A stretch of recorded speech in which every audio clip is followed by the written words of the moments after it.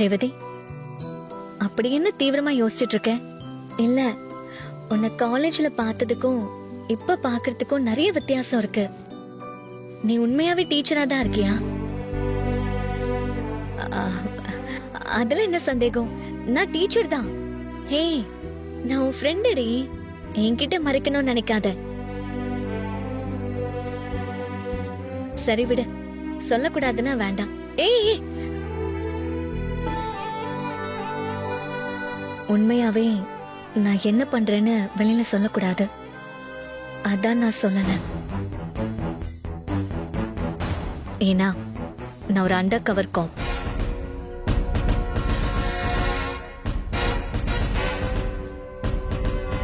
எங்க அம்மா மேல ஒரு பெரிய கலங்கம் இருக்குன்னு உனக்கு தெரியும்ல. அந்த கலங்கத்தை துடைக்கிறதுக்காக தான் எங்க அம்மா போட்ட அதே யூனிஃபார்மை நானும் போட்டிருக்கேன். என்னால அத வெளியில சொல்ல முடியாது. வெளியில சொல்லலன்னா என்னடி, போலீஸ் எப்பவுமே போலீஸ் தான். நீ கவலைப்படாத, உன் லட்சியம் நிறைவேறும். உன் அம்மா மேல இருக்கிற அந்த பழியை நீ மாத்துவ.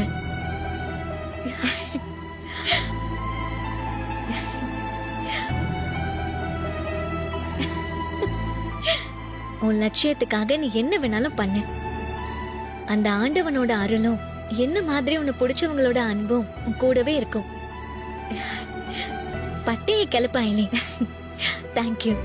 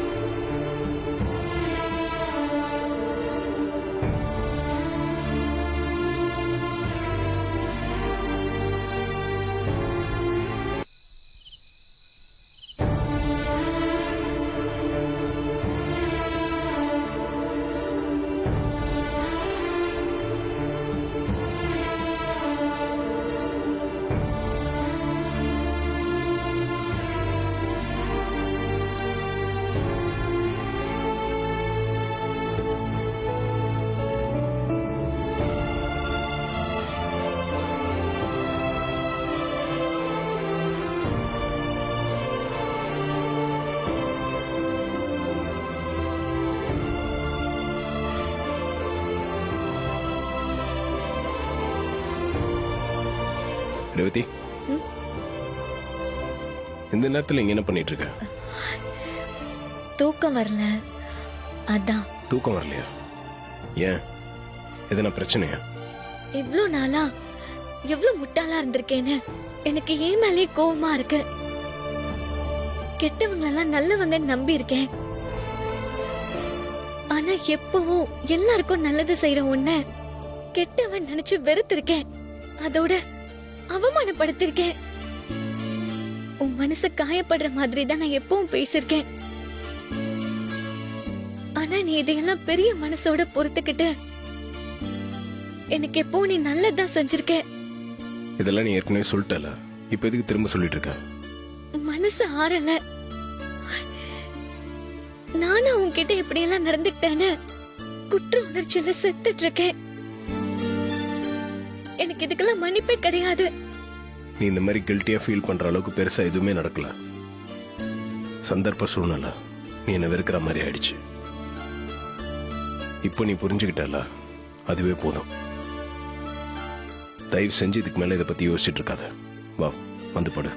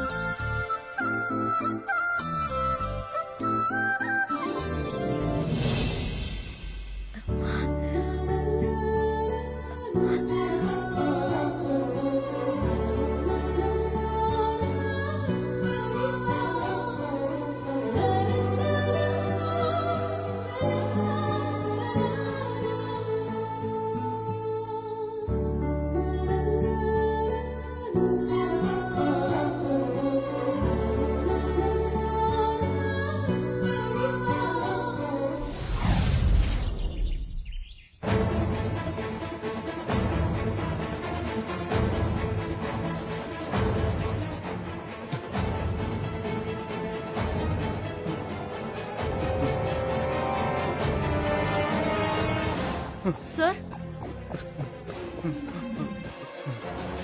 சார் டாக்டர் டாக்டர்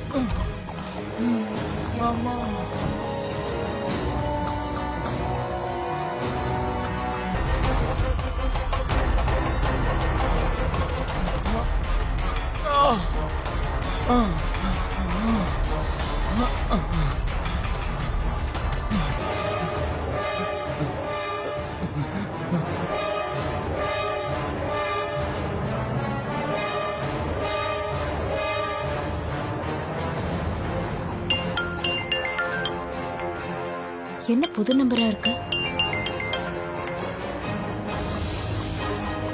ஹலோ, யார் பேசுறது? மாயா மாயா நான் மகேஷ் பேசுறேன் மாயா. மகேஷ், டேய், நீ எங்கடா இருக்க? உன்னை தாண்டா காணோன்னு தேடிட்டு இருக்க. எங்க இருக்க? அது வந்து நான் இங்க ஹாஸ்பிட்டல்ல. ஹாஸ்பிடலா? சரி, எந்த ஹாஸ்பிடல்? உனக்கு என்னடா ஆச்சு? இல்ல அது வந்து டேய், எங்க இருக்கன்னு சரியா சொல்லுடா. நான் இங்க டேய், சரியா சொல்லுடா, எனக்கு ஒண்ணுமே கேட்கல. இங்க நான் மகேஷ், மகேஷ் கேக்குதா? ஏய் மகேஷ், ஐயோ, ச்சே, கட் ஆயிடுச்சே.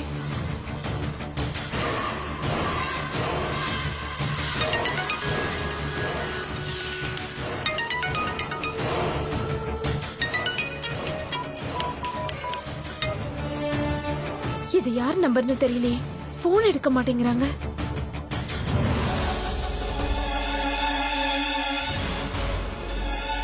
மகேஷ், மகேஷ், மகேஷ், இங்க பாருங்க.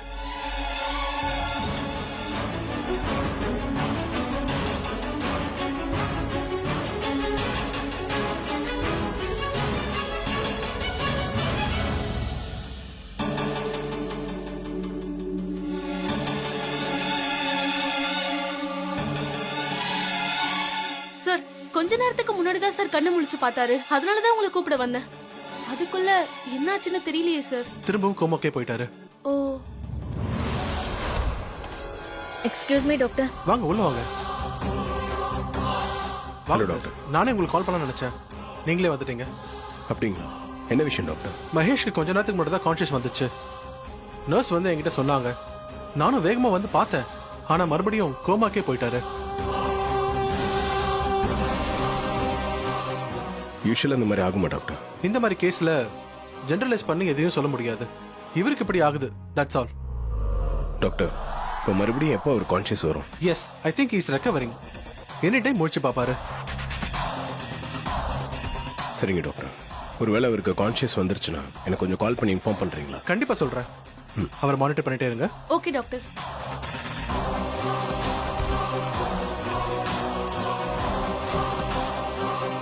இப்ப என்ன பண்றது? என்ன பண்ணுறது? இவனுக்கு கான்ஷியஸ் வர வரைக்கும் நம்ம வெயிட் பண்ணி தான் ஆகணும். அதான் ஒரே ஆப்ஷன். போலாம்.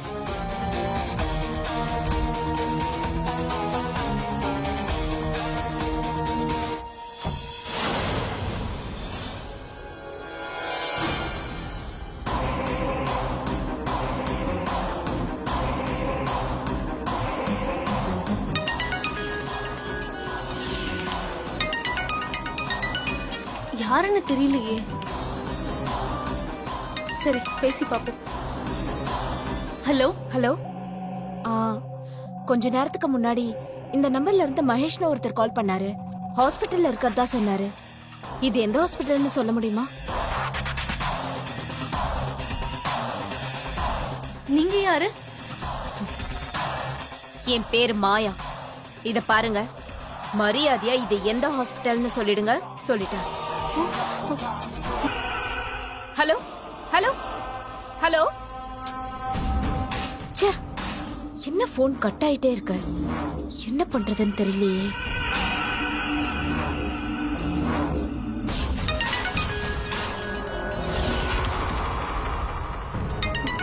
என்ன இவங்க ஃபோன் பண்ணிக்கிட்டே இருக்காங்க?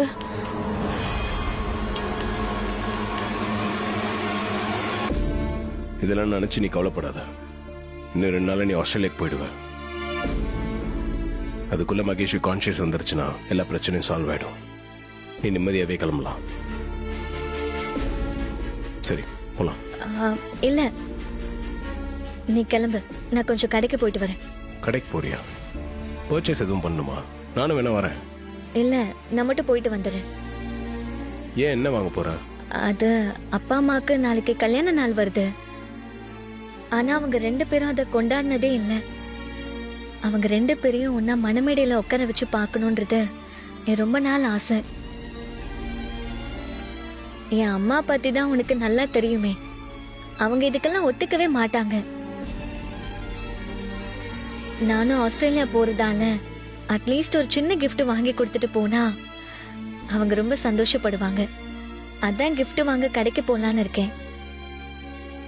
சரி, நான் கிளம்புறேன். சார் சார், ஒரு நிமிஷம். சொல்லுங்க.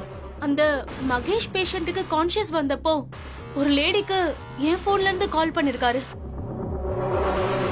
அவங்க என்னடானா திரும்ப திரும்ப எனக்கு கால் பண்ணிக்கிட்டே இருக்காங்க. என்ன பண்றதுன்னு எனக்கு தெரியல சார்.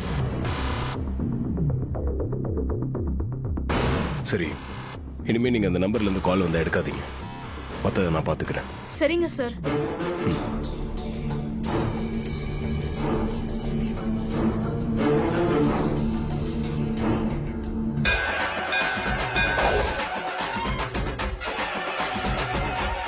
பாருங்க, நம்ம ஊருக்குன்னு மரியாதை இருக்குது, சில கட்டுப்பாடுங்க இருக்குது. அதனால அதுபடி நடந்துங்க.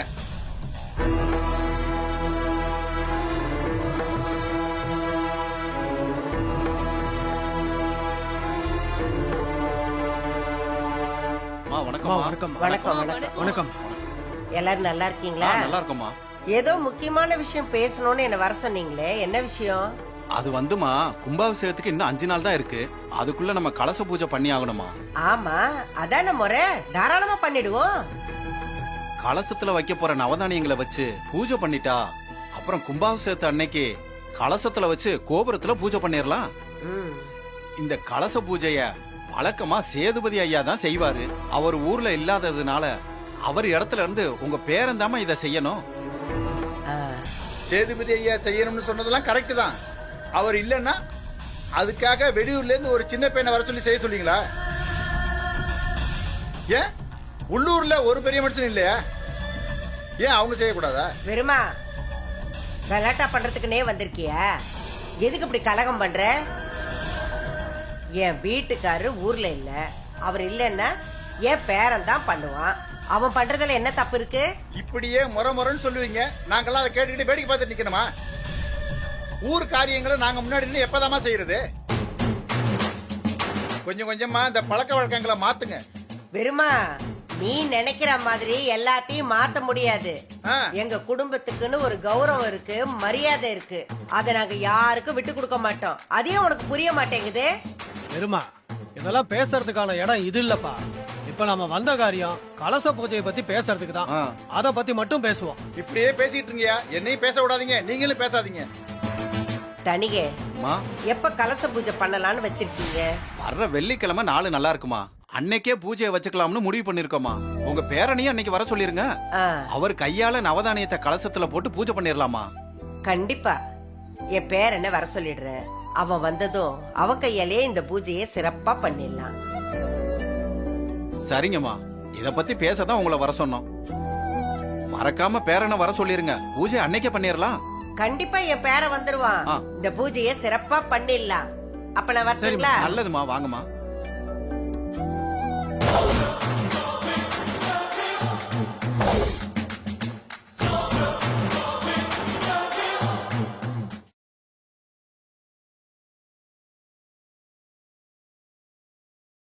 أعوذ بالله من الشيطان الرجيم بسم الله الرحمن الرحيم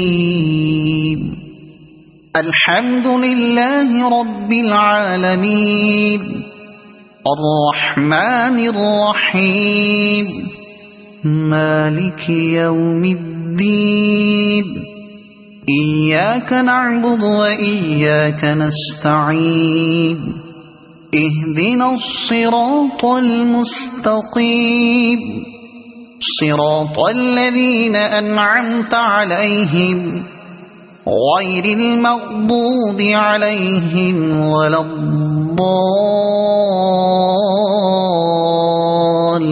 الضالين صدق الله العظيم